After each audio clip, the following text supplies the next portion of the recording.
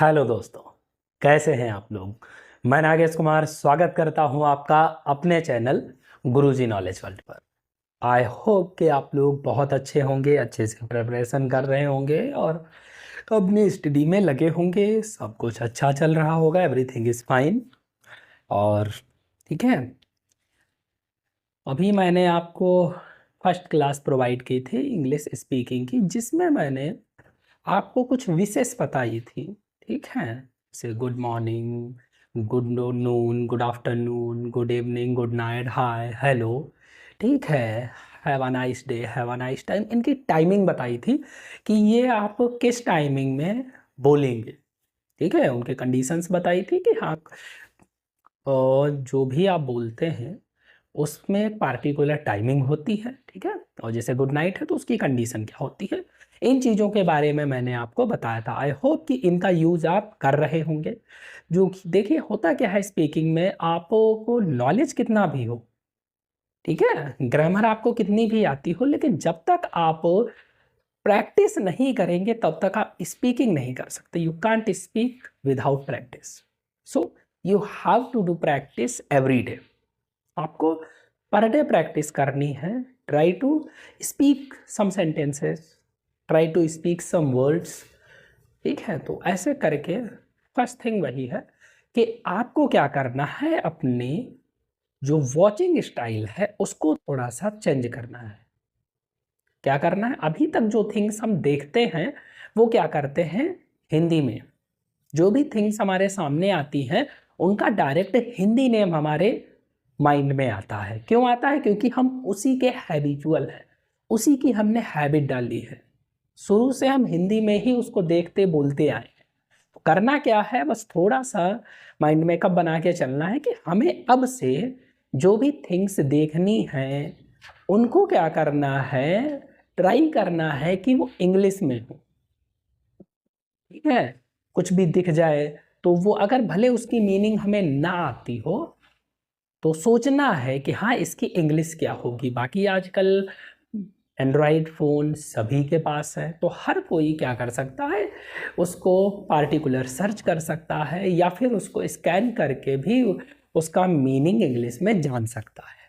ठीक है, तो धीरे धीरे ये प्रैक्टिस आपको करनी है कि आपको जो थिंग्स सामने पड़े उनको इंग्लिश में क्या बोलेंगे ये आना चाहिए। धीरे धीरे करेंगे, वीक टू वीक लग सकता है आपको अपना वॉचिंग एटीट्यूड चेंज करने में, लेकिन एक बार अगर ये हो गया तो धीरे धीरे आपकी चीज़ें सही हो जाएंगी। होता क्या है, जैसे जो स्टूडेंट्स इंग्लिश मीडियम के होते हैं तो उनको जब बुक मिलती है तो उस बुक में इंग्लिश के साथ हिंदी नहीं लिखी होती, उनको डायरेक्ट यही प्रैक्टिस कराई जाती है कि ए फॉर एप्पल, ना कि A for Apple, Apple means सेब। ये चीज़ नहीं होती है कि एप्पल के साथ में सेब लिखा हो, उनको डायरेक्ट एप्पल दिखा के उसको एप्पल ही बोला जाता है। ठीक है, ग्रेप्स हैं तो उनको दिखा के ग्रेप्स कहा जाता है, ना कि अंगूर से ग्रेप्स बताया जाता है। ठीक है, तो आपको ये इंग्लिश का एक लैंग्वेज है, इसको डायरेक्ट सीखना है, ना कि हिंदी टू इंग्लिश सीखना है। ओके, आनी चाहिए, क्योंकि हमारी हिंदी नेटिव लैंग्वेज है, मदर लैंग्वेज है, तो हमें हिंदी आनी चाहिए, अच्छी बात है। ठीक है, लेकिन उसके साथ जब इंग्लिश सीखनी है तो उसको भी लैंग्वेज की तरह सीखना है, ना कि ट्रांसलेशन की तरह। ठीक है, आई होप कि ये चीज़ समझ में आई होगी कि हमें डायरेक्टली ही इंग्लिश सीखनी है। तो आज मैं आपको बताने जा रहा हूँ कि how will you introduce your self in front of anyone. आप अपने आप को इंट्रोड्यूस कैसे करेंगे।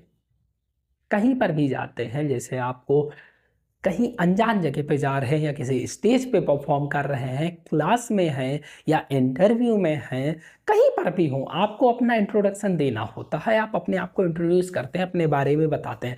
हिंदी में अपना नाम, पता, हॉबीज़, फैमिली, इन चीज़ों के बारे में बताते हैं। उसी को इंग्लिश में कैसे बताएंगे, अब ये डिपेंड करता है कि आप कहाँ पर बोल रहे हैं। ठीक है, क्लास है या कोई स्टेज है या कोई अदर प्लेस है, तो उसके अकॉर्डिंग। तो होता क्या है, जब भी आप बोलने जाते हैं, स्पीकिंग इंट्रोडक्शन,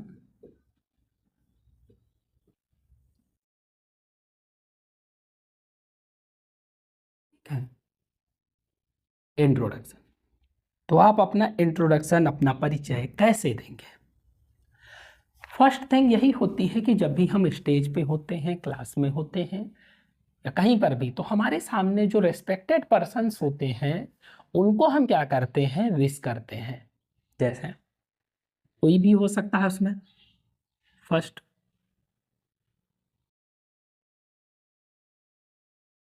रेस्पेक्टेड भी बोलते हैं,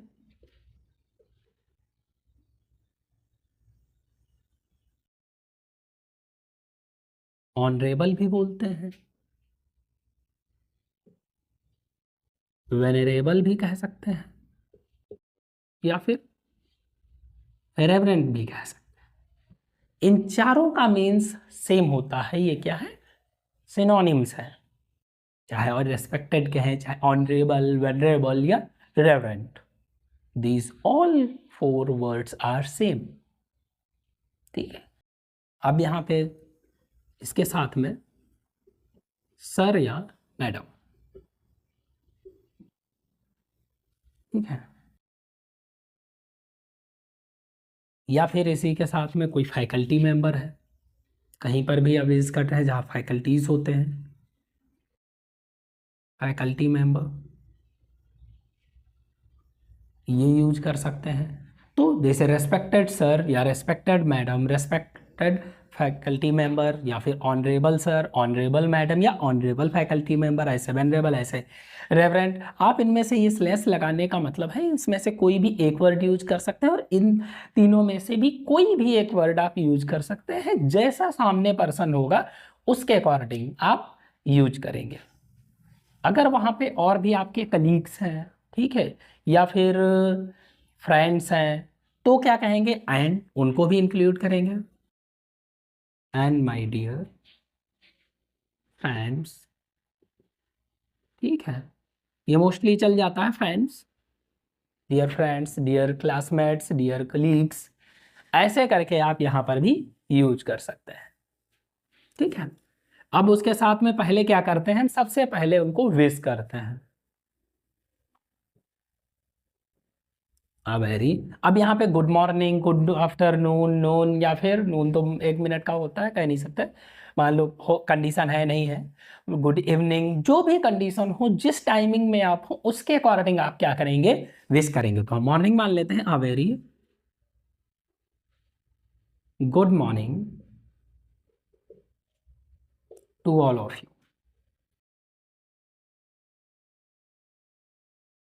टू ऑल ऑफ यू। इस तरीके से आप क्या करेंगे, विश करेंगे। ओके। तो ये फर्स्ट थिंग, फर्स्ट हो गया। सेकेंड नंबर क्या है, उसके बाद आप अपना बताएंगे, अपने बारे में। जैसे क्या बताएंगे, सिंपली आप कहते हैं माय नेम इज, अपना नाम, एंड अब यहाँ पर जो भी है आप, आई एम आप स्टूडेंट, टीचर, ठीक है, एंटरप्रेन्योर, कुछ भी कह सकते हैं, इंटर्न, या जो भी आप हो उस प्रोफेशन को आप यहाँ पे बताएंगे, और यहाँ पे आप बताएंगे अपना नाम। ओके। तो ये हो गया सेकेंड स्टेप। नेक्स्ट स्टेप क्या है, उसके बाद में आप बताते हैं अपने पेरेंट्स, क्योंकि without parents your introduction is incomplete, so you have to also tell about your parents. Just a little thing like my fathers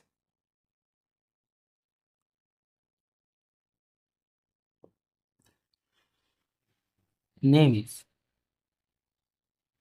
mister. अब यहाँ देखिए, ये क्या है, अपोस्ट्रोफी है। जो मैंने नाउन केस पढ़ाया था उसमें मैंने अपोस्ट्रोफी का यूज बहुत अच्छे से डिस्क्राइब किया है। तो जिसको नहीं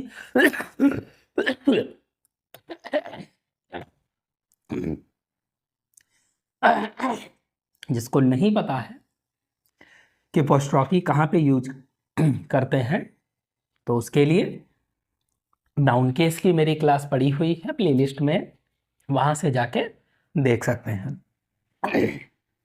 तो फादर्स नेम इज मिस्टर, यहाँ पे पापा का नेम बताएंगे, ठीक है। उसके बाद में ही इज अब यहाँ पे उनका प्रोफेशन बताएंगे, जो भी प्रोफेशन हो, अब यहाँ फार्मर, टीचर, डॉक्टर, इंजीनियर, कुछ भी हो सकते हैं, बिजनेसमैन। तो यहाँ पे प्रोफेशन बताएंगे and a very supportive father for me. अब यहाँ पे सपोर्टिव के प्लेस पे केयरिंग, लविंग कुछ भी लगा सकते हैं, जैसे भी पापा हूँ आपके उस तरीके से आप लगा सकते हैं, ठीक है। सेम थिंग मदर के लिए यूज करेंगे, my mother's name is missus, mummy का नाम, उसके बाद सी इज आ। अब यहाँ मम्मी का प्रोफेशन, ठीक है, हाउस मेकर, हाउस वाइफ या डॉक्टर, इंजीनियर, बिजनेस वूमेन, ऐसे करके आप कुछ भी लगा सकते हैं, जो भी मम्मी हो आपकी। And a very caring mother for me, caring, loving, supporting, ऐसे करके जो भी हो आप यहाँ पे यूज़ कर सकते हैं,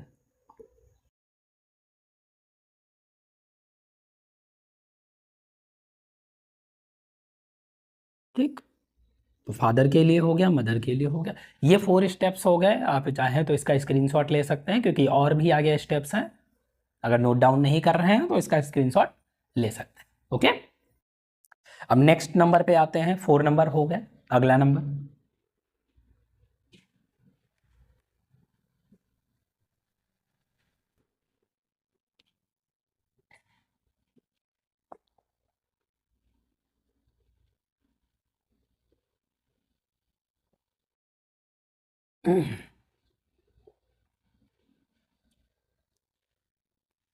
नेक्स्ट है 5th है, तो आप बताएंगे basically I belong to, belong के साथ में टू आता है और एक वर्ड होता है हेल, इसका मतलब भी रहना होता है कहाँ से आप हैं, तो इसके साथ में आता है फ्रॉम, बिलोंग टू या हेल फ्रॉम। अब आप कहाँ से हैं ये आप एड्रेस बता सकते हैं कि कहाँ रहते हैं आप, कहाँ से हैं, तो आप बता सकते हैं I belong to a very nice city, village, town, कुछ भी बता सकते हैं जहाँ से भी हो आप। जैसे तो मान लेते हैं अ वेरी नाइस सिटी,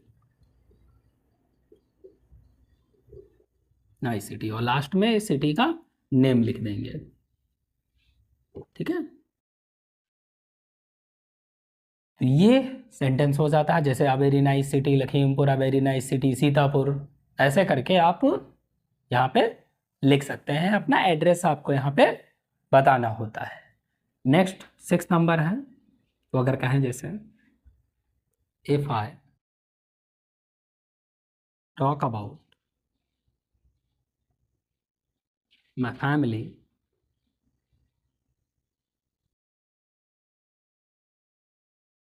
तो देयर आर, अब यहाँ पे मेंबर्स कितने हैं वो नंबरिंग लिख सकते हैं, देयर आर मान लिया 7 members in my family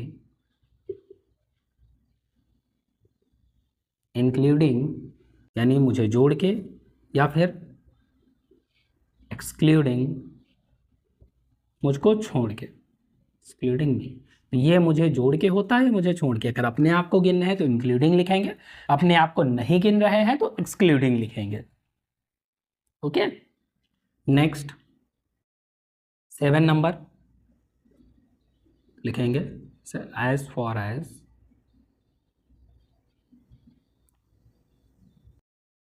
my educational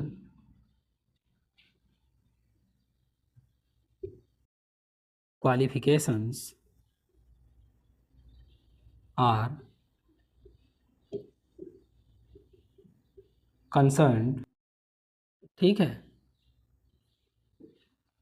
इसका मीन्स ये है कि अगर जहाँ तक कि मेरी शैक्षिक योग्यताओं का सवाल है, यानी मेरी एजुकेशनल क्वालिफिकेशंस का सवाल है, सो तो मैंने क्या किया है, सो आई हैव कंप्लीटेड, अब जो भी आपने ग्रेजुएशन, पोस्ट ग्रेजुएशन, जो भी आपने किया है, 12th, जो भी आपकी क्वालिफिकेशंस हैं, एजुकेशनल क्वालिफिकेशंस कंप्लीटेड, तो ये मान लिया मैंने, लिख लेता हूँ सिंपली MA फ्रॉम, मान लिया कानपुर यूनिवर्सिटी, लखनऊ यूनिवर्सिटी, ऐसे करके आप यहाँ पे लिख सकते हैं।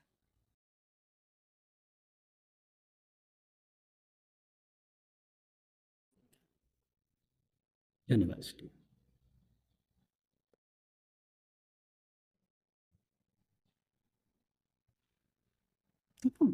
नेक्स्ट नंबर 8 नंबर आता है लास्ट, 7 हो गया, MA हो गया, या ठीक है MAS, इसको ऐसे ही लखनऊ यूनिवर्सिटी अगर ना लिखना चाहें तो आप ये पूरी भी लिख सकते हैं, पूरा नाम लिख सकते हैं, जैसे CSJMU कानपुर, ऐसे भी लिख सकते हैं। ठीक है, फ्रॉम CSJMU कानपुर, पूरा नाम हो गया छत्रपति साहू जी महाराज यूनिवर्सिटी कानपुर, ऐसे भी लिख सकते हैं। ठीक है, मतलब यूनिवर्सिटी का नेम लिख सकते हैं, या पार्टिकुलर अगर आप सिटी में हैं तो कॉलेज का नाम भी बता सकते हैं। इस तरीके से मान लिया 12th की बात कर रहे हैं तो 12th फ्रॉम CBSE बोर्ड या UP बोर्ड या फिर ICSE बोर्ड, ऐसे भी करके कह सकते हैं। नेक्स्ट नंबर आता है क्वालिफिकेशंस हो गई। अब अगर हम करंट की बात करें, रिसेंट की बात करें, कोई कोर्स कर रहे हैं कहीं पर भी, मान लो कोई क्लास कर रहे हैं, कोई डिप्लोमा कर रहे हैं, वहाँ आप इंट्रोड्यूस कर रहे हैं अपने आप को, तो आप क्या कहेंगे, जैसे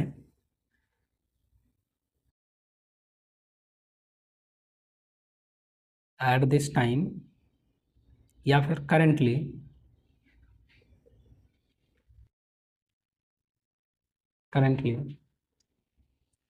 आई एम परसुइंग,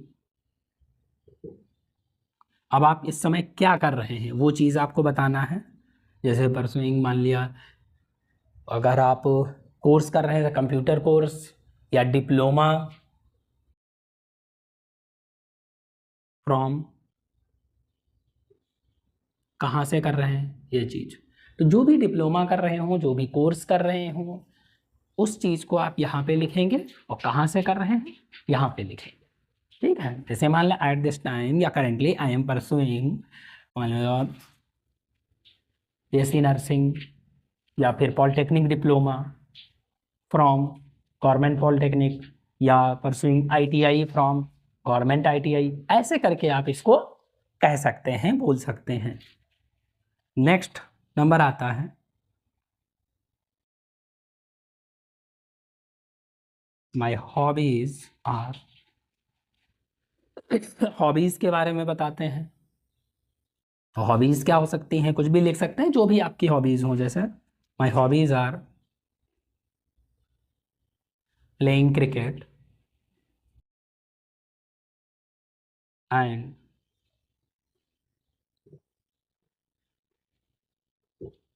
वॉचिंग मूवीज़। ठीक है, playing cricket and watching movies, ये ऐसे मतलब एग्जाम्पल के लिए मैंने आपको बताया है, तो आप कुछ भी ऐसे लिख सकते हैं जो भी आपकी हॉबीज़ हों। ठीक है, तो जो भी आप पसंद करते हो वो हॉबीज़ आपको पता होंगी कि आपकी हॉबीज़ क्या हैं। ये 9 नंबर हो गया, स्क्रीनशॉट ले सकते हैं आप, क्योंकि इसके आगे भी 2-3 स्टेप्स हैं जो भी बताने हैं। हो गया, आगे देखिए।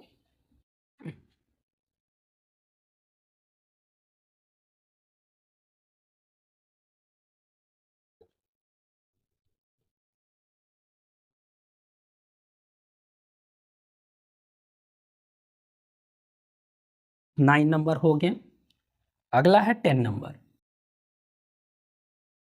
तो 10 नंबर क्या हो सकता है, यहाँ पर आप अपनी एम्बिशन बताते हैं, कोर्स है, डिप्लोमा है, कर रहे हैं उसको, तो वहाँ पे आप अपनी एम्बिशन भी बता सकते हैं। तो अगर हम यहाँ पे बताएं ठीक है, अगर हम इसको थोड़ा सा और बेहतर लिखें तो हम लिख सकते हैं इफ आई टॉक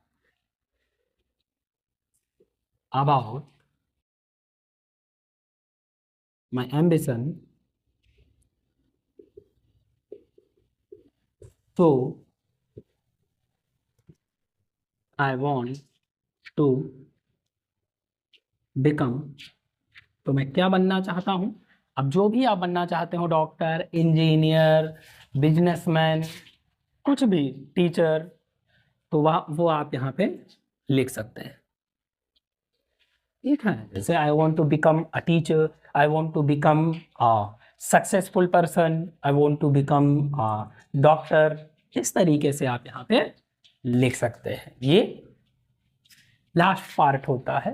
देन उसके बाद क्या लिख सकते हैं, लिखेंगे आप that's all about me, thank you for listening to me. Listen के साथ में टू आता है हमेशा, ठीक है। Listening to me, have a nice time. अभी टाइम है, सुबह बोल रहे हैं तो ना हैव अ नाइस डे कह सकते हैं। बाकी ये मैंने भी बता रखी है, ठीक है। टाइम क्या होता है, एवरी टाइम, हर समय बोल सकते हैं, कोई मैटर नहीं करता टाइमिंग क्या है, तो इसलिए ये बेटर है, हैव अ नाइस टाइम। तो ये हो गया आपका इंट्रोडक्शन, जैसे जिसको आप प्रेजेंट करते हैं, आप अपने आप को बताते हैं, ठीक है।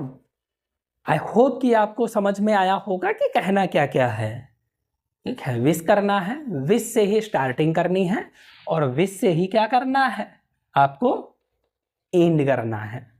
तो जब भी आप कहीं जाते हैं तो आप विश करते हैं, वापस भी आते हैं तो भी क्या करते हैं, आप विश करते हैं, चाहे हिंदी में हो या इंग्लिश में हो, दोनों थिंग्स में आप विश करते हैं, ठीक है। उसके बाद विश करने के बाद आप अपना नाम बताएंगे, अपने बारे में बताएंगे कि आप क्या हैं, उसके बाद में पेरेंट्स के बारे में बताएंगे वो क्या हैं, उसके बाद में आप कहाँ से हैं, फैमिली मेम्बर्स कितने हैं, इतना नॉर्मली। फिर आपकी एजुकेशनल क्वालिफिकेशंस क्या है, ये मेन सेक्टर है कि मेन तो आपको एजुकेशनल क्वालिफिकेशंस बतानी है अगर आप कहीं इंटरव्यू वगैरह में गए हैं, ठीक है। वहाँ पे एम्बिशन से कोई खास मतलब नहीं रहता है कि आपको एम्बिशन वहाँ बताना है, क्योंकि आप पार्टिकुलर जिस जॉब के लिए गए हैं आपको उससे ही रिलेटेड चीज़ें बतानी हैं, क्योंकि हायर तो वो तभी करेंगे। अगर गवर्नमेंट जॉब का है तो वो तो अलग बात है, फिर वो क्वेश्चन आंसरिंग होती है, ओके। ये हो गया। उसके बाद करेंटली अगर आप कोई कोर्स या डिप्लोमा कर रहे हैं तो वहाँ पे आप ये बता सकते हैं currently I am pursuing this. And then hobbies आपको हर जगह बतानी होती है, क्या लाइक करते हैं, क्या नहीं करते हैं, तो ये चीज़ है। उसी पे क्वेश्चंस भी बनते हैं, इंटरव्यूअर्स पूछ लेते हैं, तो वो आपको थोड़ा सा सही तरीके से बताना होता है कि आपकी पसंद क्या है। अगर आप बोल दीजिए प्लेइंग क्रिकेट पसंद है आपको, तो उसमें अगर फेवरेट प्लेयर पूछ लिए तो अगर आप, तो वहाँ पे आप थोड़ा सा ध्यान देना होता है। जैसे आप MS धोनी बता रहे हैं, मेल हैं, तो चीज़ वही है ना कि उसके साथ साथ में आपको फीमेल क्रिकेटर के बारे में भी कुछ ना कुछ पता होना चाहिए, मेल और फीमेल दोनों। अगर क्रिकेट पसंद है तो दोनों फॉर्मेट में, मेल क्रिकेट भी और फीमेल क्रिकेट भी, क्योंकि यही चीज़ें वहाँ पे डिफ़र करती हैं। क्योंकि अगर आप मेल का ही सिर्फ नेम लेते हैं तो मेल डोमिनेटेड हो जाएगा, वो पार्शियलिटी दिखने लगती है, तो आपको दोनों को इक्वल रखना होता है। तो थोड़ा सा ये लॉजिक की बातें होती हैं इंटरव्यू की, थोड़ा सा सही से ध्यान रखना होता है। आई होप कि इंट्रोडक्शन आपको समझ में आया होगा। इसकी प्रैक्टिस करनी है आपको, 2-4 बार इसको बोलना है, और प्रैक्टिस करने के लिए आप मिरर का यूज़ कर सकते हैं। बाकी आपके पास फ़ोन है तो ट्राई यही करिए कि आपको फ़ोन को रखिए, फ़ोन में अपना जो भी इंट्रोडक्शन है उसको रिकॉर्ड करिए और उसके बाद उसको सुनिए। तो ये आपके लिए ज़्यादा बेटर होगा कि आप उसमें समझ पाएंगे कि आप गलतियाँ कहाँ पे हैं, आप क्या गलत बोल रहे हैं। वैसे शीशे के सामने बोलने पे आप दोबारा उसको सुन नहीं सकते। मिरर अगर है तो मिरर से के सामने बोलने पे प्रैक्टिस तो हो जाएगी, लेकिन आप उसको करेक्ट कैसे करेंगे थोड़ा सा दिक्कत रहेगी। लेकिन आप मोबाइल के सामने रिकॉर्ड करके बोलेंगे तो वो आपके लिए ज़्यादा बेटर रहेगा कि वो आप अच्छे से डिलीवर कर पाएंगे, उसको दोबारा समझ पाएंगे, अंडरस्टैंड कर पाएंगे और अपनी एरर्स को फाइंड आउट करके उनको करेक्ट कर पाएंगे। सो आई होप कि ये सारी थिंग्स आपको क्लियरली अंडरस्टैंड हो गई होंगी। And so that's all about the session. Thank you for watching.